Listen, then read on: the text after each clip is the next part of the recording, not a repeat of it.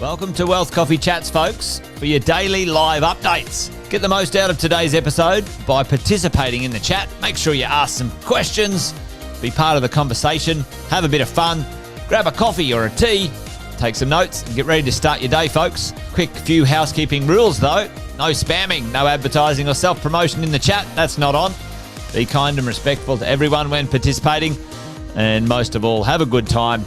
Real estate investing can be your biggest asset. It also can be your most expensive asset when it comes to getting it right or getting it wrong, folks.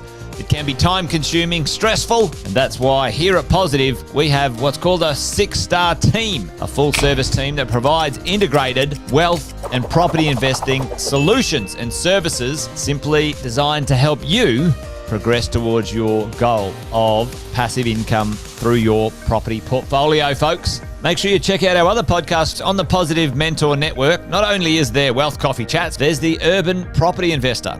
Drops every Wednesday with straight talking investing strategies and lessons with Sam Saggers. Property Investor Tales.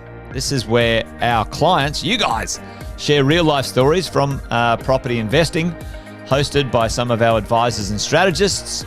And that's done every fortnight, dropping every Monday. Wealth, Wine and Wisdom, folks, that debriefs the week that was in the world of finance and property, hosted by yours truly, Jason Witten and Andy Fenton on Fridays. Welcome to another Wealth Coffee Chats. Marvellous Monday. Hope you're well, folks, wherever you are. If you think it's Get Rich Quick, you're in the wrong place. This is the wrong podcast. This is the wrong live for you. Welcome to another Wealth Coffee Chat. Hope you're all awesome and well. Good morning, everybody. Welcome to another Friday finance edition of Wealth Coffee Chat. So, why did the bank robber take a bath before robbing the bank? He wanted to make a clean getaway. So, we've reached the end of another week, and today I actually wanted to have a conversation around purchasing property under your personal name and under a trust. Have you ever been in a situation where you've gotten to the point where you've maximized your lending capacity? We've got plenty of equity and we want to continue our journey of acquiring investment properties. Now, at your maximum servicing capacity means that banks aren't going to lend you any more money, which means it becomes very difficult to be able to purchase your next investment property. Now, with a bit of planning, we could actually set up a structure and a process that will be able to help purchase the next investment property, although it may not actually be under your personal name. And let's say recycle your borrowing capacity. Well, actually, I will show you what I actually mean when it comes to purchasing under a different entity. So if you purchase a property under a trust. Now, usually when we purchase property, it's under our individual name. We have our savings and we use it to purchase our first property, which is usually our home.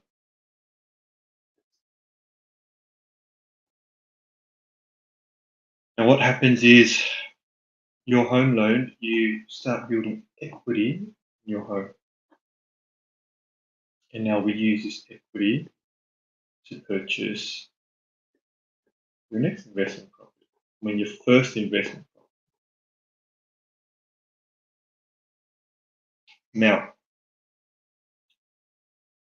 usually we're looking at about an 80% loan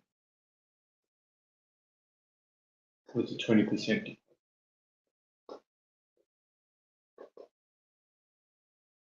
Now, in a different scenario, you could take the 20% equity that you have here and lend it to a trust. Now, the trust can borrow 80% against your actual income. So you, as the individual, actually guarantee the loan for the trust. Now, once the trust has a loan, it's going to receive its rent and it's probably going to make a loss.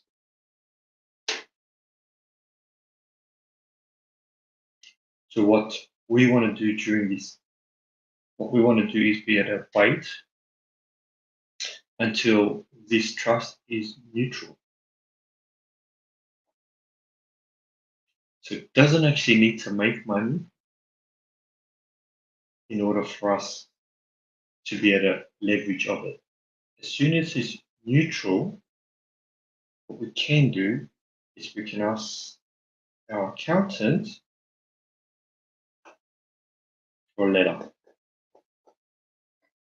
Now, what this letter states is that this trust here is self-sufficient, which means it doesn't need any income from you personally in order for it to maintain the repayments and to cover all its expenses.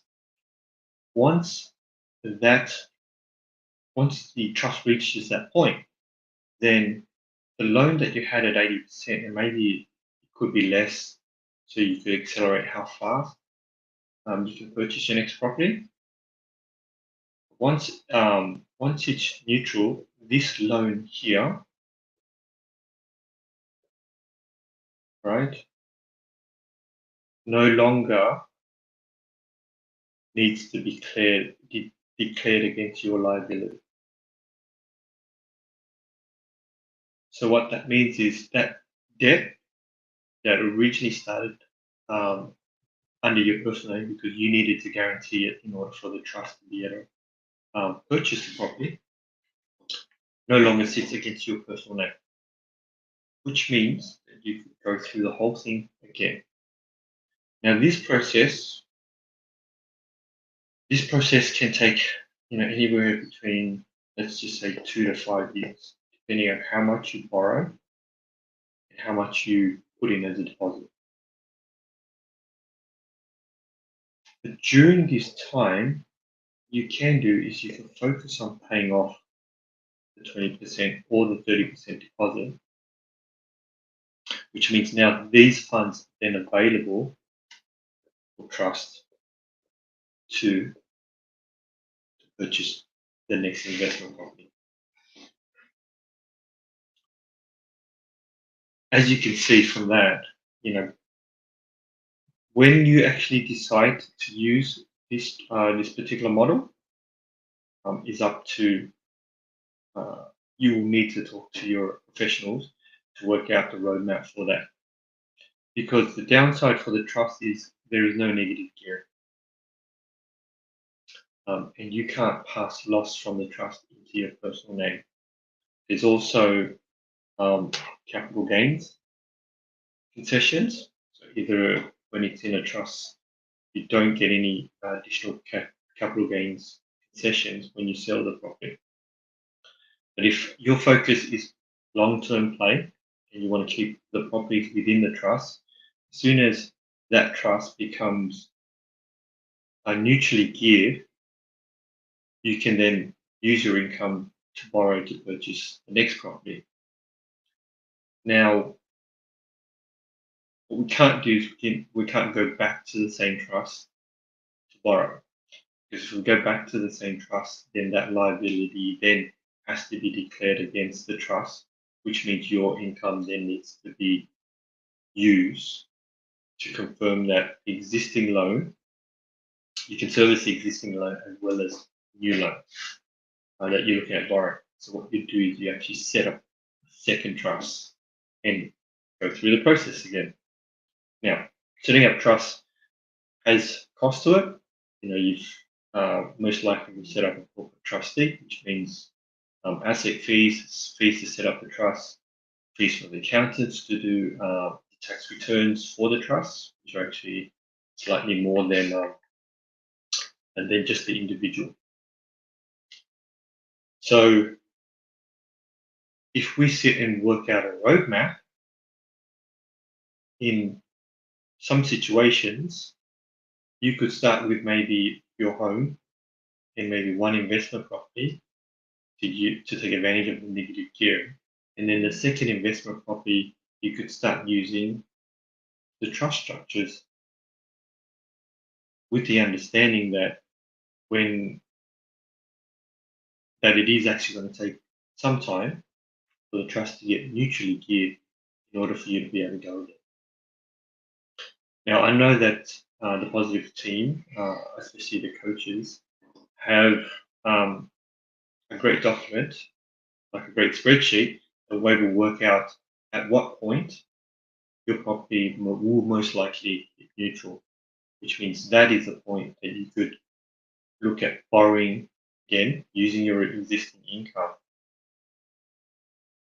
During that time, you set up a goal to be able to pay off the deposit.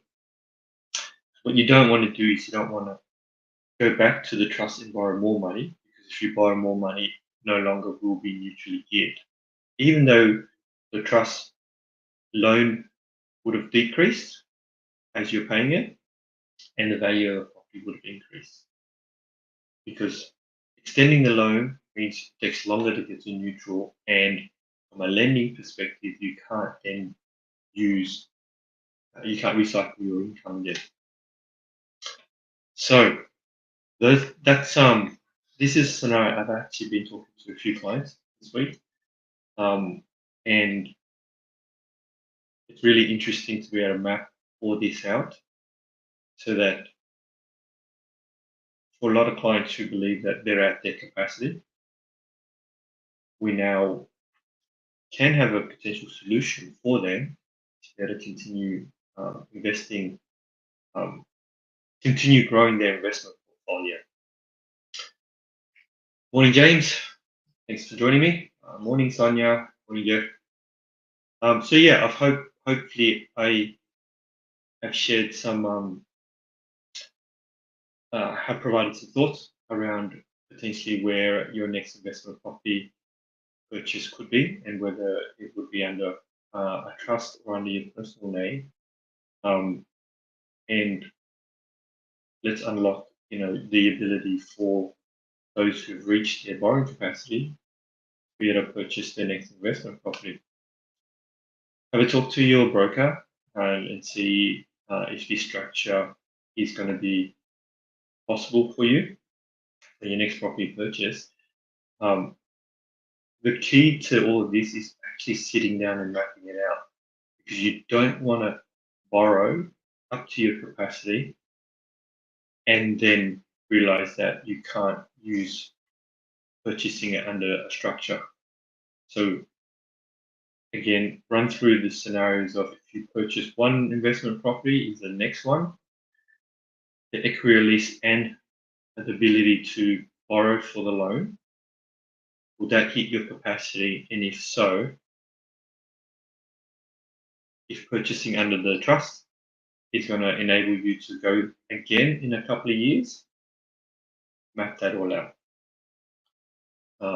Going forward, coming up with financial strategies like this will enable you to actually increase how many properties you can have in your property portfolio, and how often you can